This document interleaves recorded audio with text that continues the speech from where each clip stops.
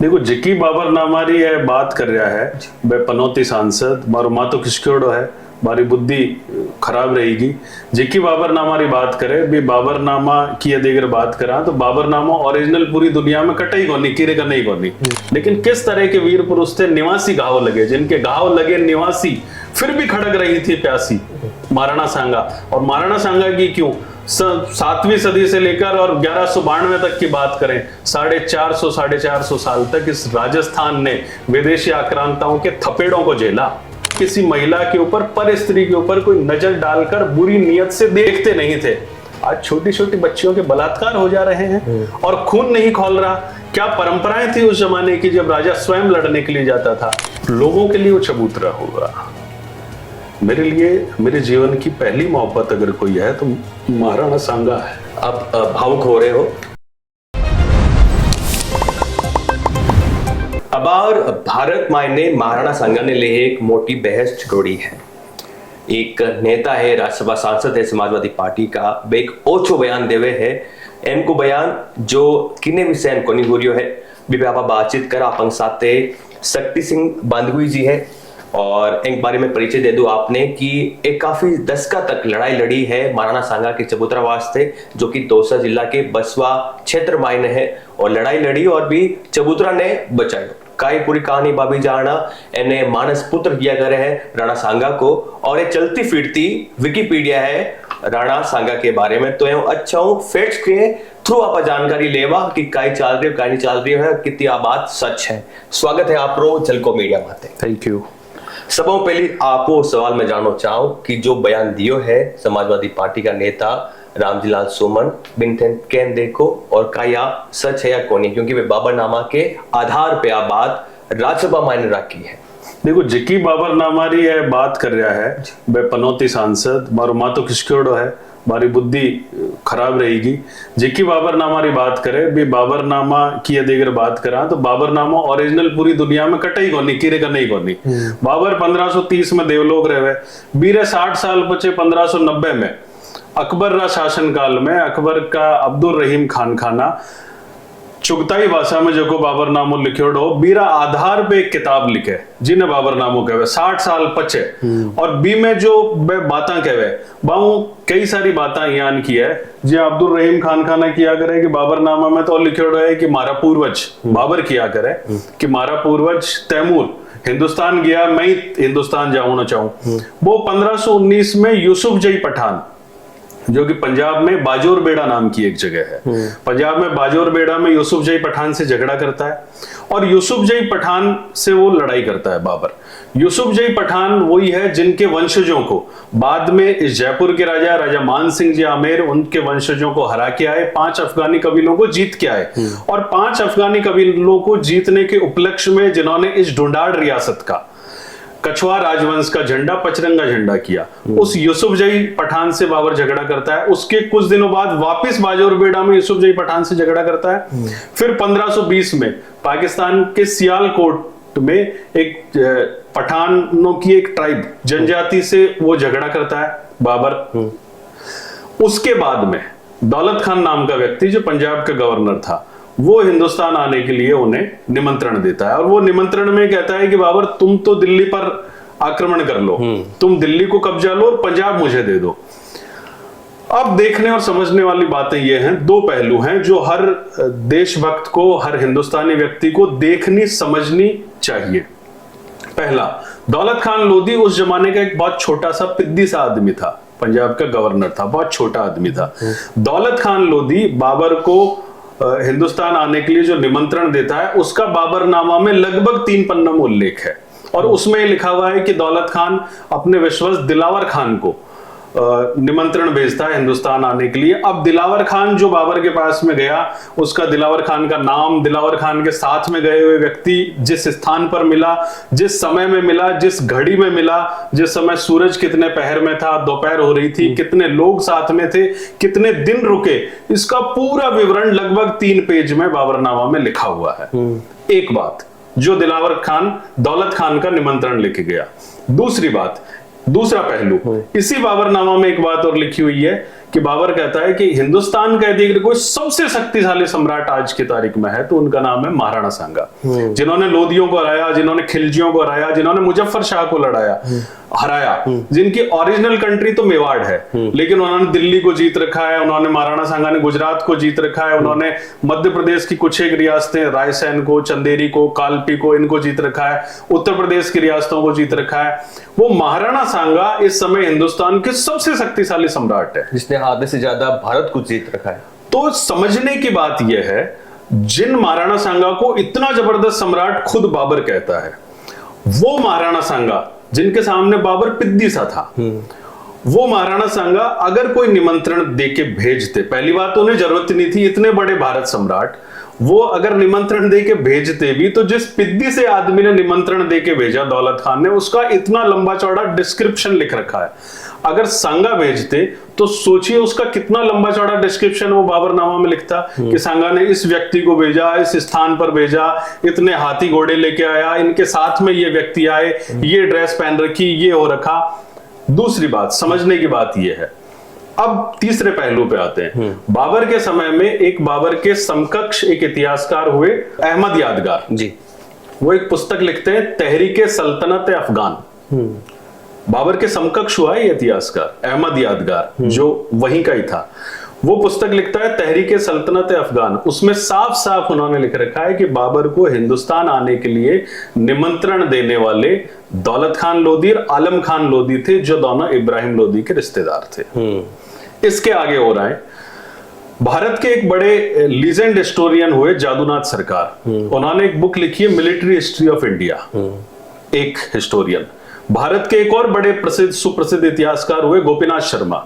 उन्होंने एक पुस्तक लिखी है Mughal and Mewar emperor. Britain के अंग्रेजों के समय में एक बड़े हिस्टोरियन हुए, बड़े इतिहासकार हुए लेफ्टिनेंट कर्नल वॉल्सली हैग। वो एक पुस्तक लिखते हैं कैम्ब्रिज हिस्ट्री ऑफ इंडिया। ये तीनों इतिहासकार, मतलब एक अफगानी, एक बाबर का इतिहासकार अहमद यादगार, दो भारत के बड़े इतिहासकार और एक ब्रिटिश इतिहासकार, ये सब के सब एक बात लिखते हैं कि बाबरनामा में बाबर ने खुद को बड़ा चढ़ा के बताने के लिए खूब सारी बातें झूठ लिखी हुई है।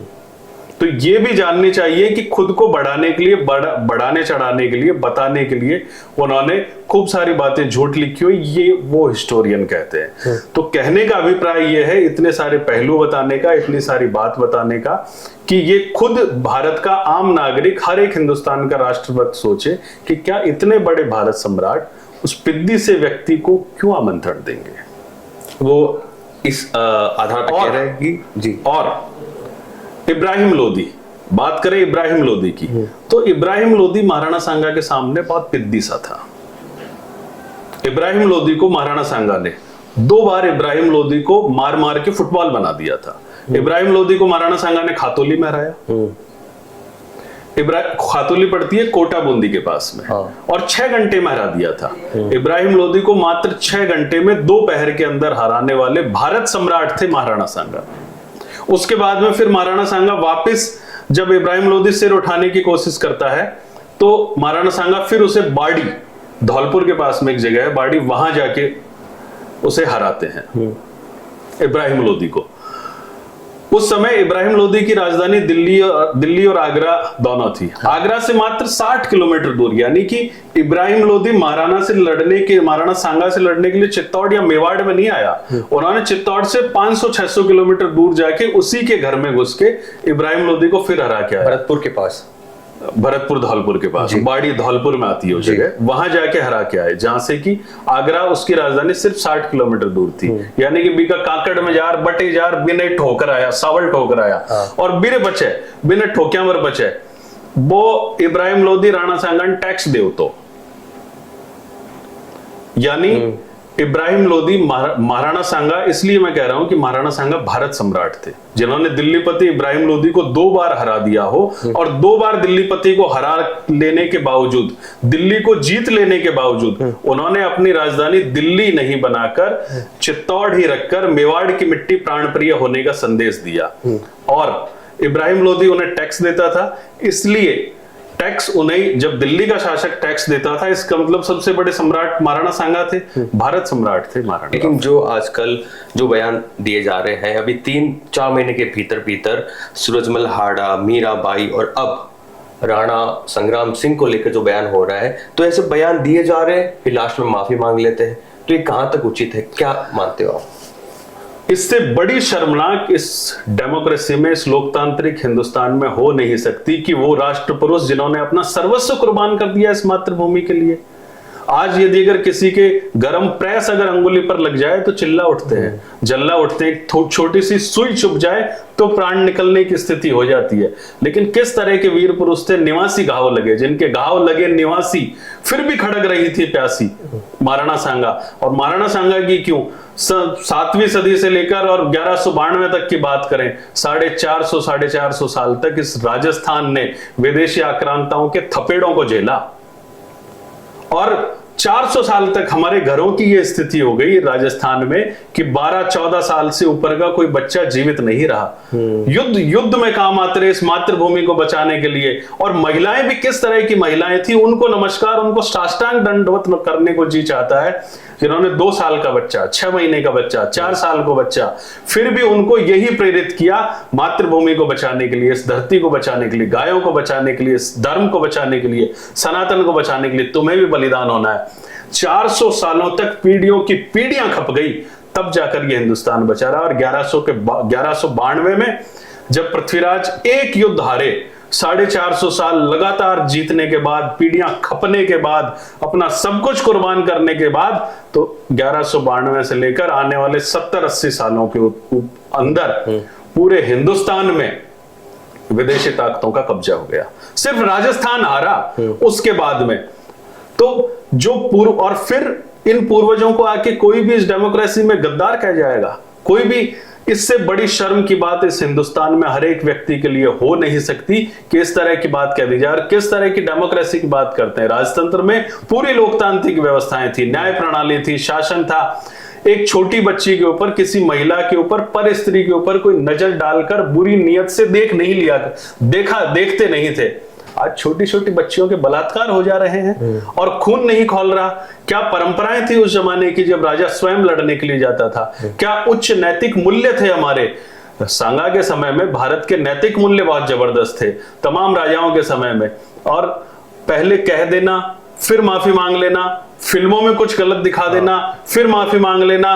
और सुमन तो और ज्यादा निर्लज्जता पर उतर गए कि माफी नहीं मांगूंगा। बस वो आइए या जाकर देखिए पूरे हिंदुस्तान में, आप मानते होंगे इन्हें राजा, लोग लोक देवता मानते हैं सांगा को। बसवा में चबूतरे पर जाकर देखिए, बसवा में रोज सुबह शाम धूप बत्ती होती है और लोक देवता के रूप में पूजते हैं इन पूर्वजों को, क्योंकि इन्होंने मातृभूमि के लिए बलिदान दिया, गायों के लिए बलिदान दिया। कितना सा जीवन है, छोटा सा जीवन है, बहुत थोड़ा सा जीवन है। हजारों साल की इस कायनात में आप कुछ समय के लिए रहने के लिए आए हो इस धरती पे, और पूर्वजों के लिए जो आप ऐसा बोलकर जा रहे हैं, ये सतियों के प्रताप से, ये झुंझारों के प्रताप से जो शब्द बोले गए हैं, रात को 2 मिनट के लिए अगर अपने बंद पड़े दिल के दरवाजे पर हाथ रखकर सोचा तो ठक ठक की आवाज महसूस होगी उनको कि ये सतियां, ये झुंझार, ये भूमियां, ये लोक देवता, ये ईश्वरीय शक्ति कहीं ऐसा नहीं हो कि समूल ही नष्ट कर दे। मेरा अगला सवाल भी यही, आपने बसवा का जिक्र किया, बसवा में आपने सालों तक लड़ाई लड़ी एक चबूतरे की खातिर, उस चबूतरे की खातिर जहां पे प्राण त्यागे थे राणा सांगा ने। तो वहां पे क्या है, क्योंकि मैंने इंट्रोडक्शन परिचय भी आपका वहां से शुरुआत की थी। लोगों के लिए वो चबूतरा होगा। मेरे लिए, मेरे जीवन की पहली मोहब्बत अगर कोई है तो महाराणा सांगा है। आप भावुक हो रहे हो, जो कितना तकलीफ से भरा हुआ था चबूतरे, यानी कि आप लोगों के लिए चबूतरा है, लेकिन आपके लिए 21 साल की उम्र थी आपकी और पहली मोहब्बत बोल रहे हो आप। देखिए, हम मानव मात्र हैं, हम मिट्टी के पुतले हैं, हम कुछ करने के सक्षम नहीं। वो स्वयं महाराणा सांगा लोक देवता हैं, वो भूमिया है, और उन्होंने खुद ने अपना स्थान बचा लिया रेलवे से। हम खुद को खुशकिस्मत इसलिए मानते हैं कि उनके देवलोक होने के और 491 साल बाद उन्होंने स्वयं की जगह बचा ली और उसका निमित्त मात्र हमें चुन लिया। खुद को गौरवशाली मानता हूं विशेष कृपा पात्र इसलिए मानता हूं कि उन्होंने इस पुनीत कार्य के लिए हमें चुन लिया, और वो चबूतरा लोगों के लिए होगा जो वहां गए नहीं। स्थानीय लोगों की यदि अगर बात करें तो उन्हें लोक देवता के रूप में पूजते हैं, सुबह शाम धूप बत्ती करते हैं, आरती करते हैं। और महाराणा सांगा के इतने चमत्कार तो मैंने देखे हुए हैं, यदि अगर बता दूं तो लोगों के रोंगटे खड़े हो जाएं। महाराणा सांगा लोक देवता हैं और स्थानीय लोग, और खुद को हम तो खुशकिस्मत इसलिए मानते हैं कि उस जगह को उन्होंने खुद ने बचा लिया। और बचाने के बाद 491 वर्ष बाद जब उस स्मारक की नींव रखने का सौभाग्य मिला तो हमारे हाथों से रखवा दी। विचार यह है कि आने वाले समय में वहाँ एकलिंग जी ट्रस्ट वहाँ पर कार्य कर रहे हैं।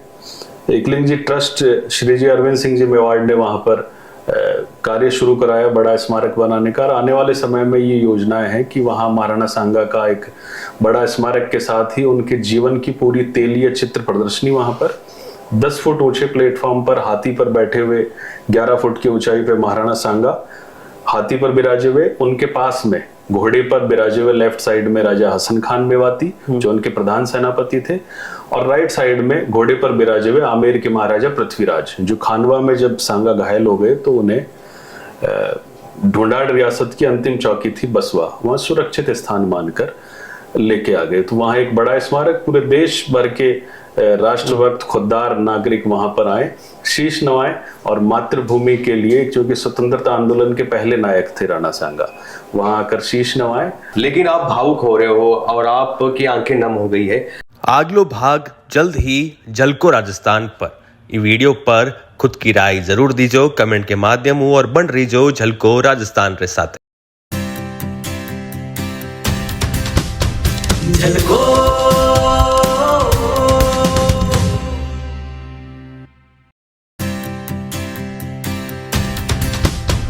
झलको